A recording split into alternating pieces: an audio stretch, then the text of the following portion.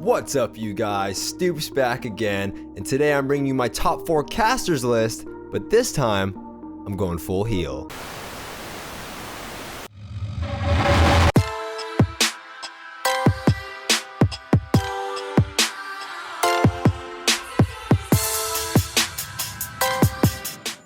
Alright, you guys, Stoopzz back again with another video, and today I will be going over my top 4 casters inside, there's my 4 fingers, inside World of Warcraft PvP and Arena as a whole. But this time I'm going to be doing things a little bit different. I'm going to be responding to the little commenters that I get in my comment section regarding these videos. For my previous videos, I always bring you guys the most up-to-date information based on my level of expertise inside the World of Warcraft Arena. But with that, I seem to get these little trolls that come in my comment section and they like to type these long little paragraphs and let me know, Stoopzz, you shouldn't be doing these videos. They're really harmful for the community. You're actually hurting the game's diversity. But Stoopzz, what about boomkins? You told me boomkins are one of the best classes in the game right now. What happened, huh? You changed your mind? These videos are just based on my experience inside the World of Warcraft Arena. I do arenas pretty frequently. I play PvP quite often. I do refer to, again, databases that provide metrics. I do keep up to date with hotfixes, patches. I know what's going on inside the World of Warcraft Arena. I follow this game very, very closely. I'm not some 1400 pleb. Stoopzz, I know what I'm talking about. Trust me. I've gotten Challenger a couple times before, and I'm currently sitting at 1650 MMR. Listen, you guys, I'm providing these videos just to give you guys some insight on what classes to play with. I think it's really helpful information for all of you. I think everyone should know what classes are doing well right now inside the World of Warcraft Arena. If you don't know, you might be grouping up with classes that don't, 1, synergize with you very well, or 2, they're not doing well inside Arena or PvP as a whole, and it might hurt your chances of getting that achievement that you've always wanted to get. And that's why I make these videos. I care about my community. I care about you guys. I want to see you guys do well, so I'm trying to provide insightful information before you guys go out there and find people in the LFG, or perhaps you want to re-roll a new class and you want to get a sense or a feel for what is currently doing well right now. But to all those fucking trolls that come in here and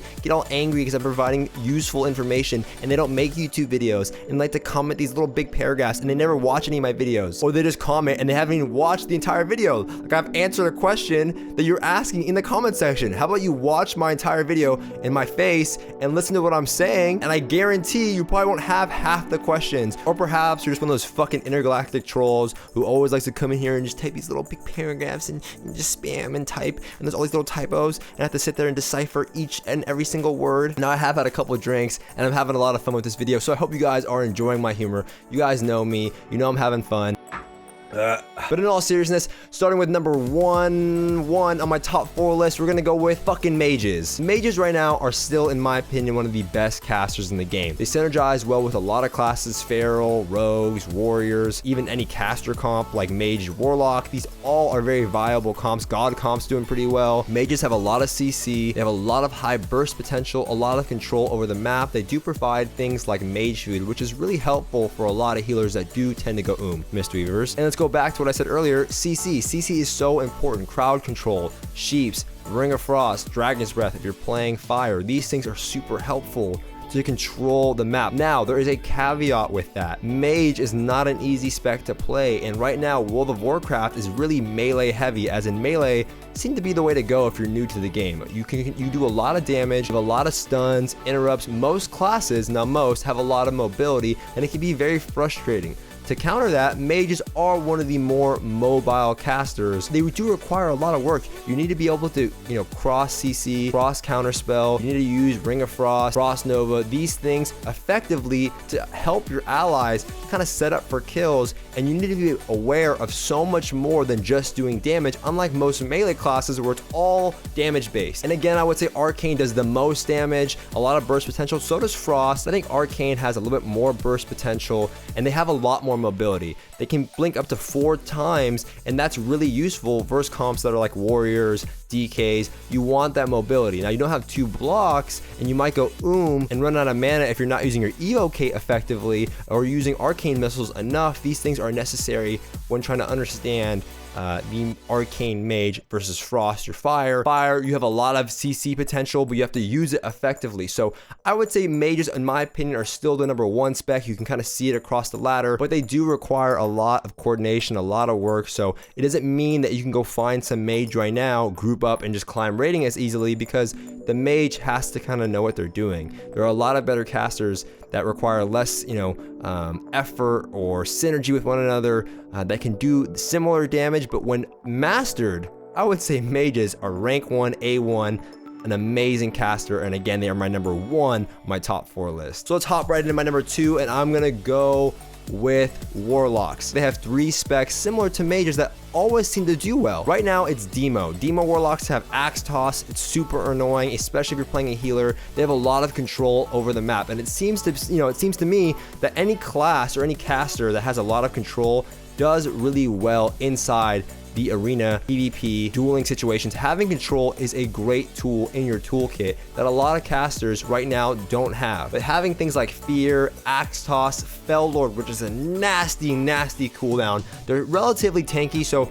if you're playing with another caster or another class, you usually will not be the focus target. Also, is it Thycal's consumption or consumption? I can never pronounce that ability, but that thing does some insane damage. I mean, it's a ton of damage. I can't even speak talking about it. I've seen it hit for like 3 million inside arena. That is insane. Now, it's a little bit of RNG. You might not get these humongous procs, but having an ability that can hit that hard at any point in the match, having the consistent pressure, and more importantly, in my opinion, it's really the consistent stuns. They're always stunning something. Now, if you kill their pet, they're very weak, but they can always just wall themselves and resummon another pet. I'm telling you from my perspective. Now, this isn't my biased perspective. I'm not someone that'll troll in the comment who's, a disciplined priest or a holy priest and gets trained by this or that. I'm telling you guys from, an inclusive perspective, open mind perspective. Just because I might have trouble with some classes doesn't mean I'm going to give you my opinion. I'm going to tell you what's viable as a whole. And I'm going to give Warlock my #2 on my top 4 list. Now, #3 was really hard for me. I sat back and I sat on my computer screen. I'm sitting there, sweating a little bit, trying to think about this. My room's really hot right now. And for #3, I'm going to go with Shadow Priest. Shadow Priests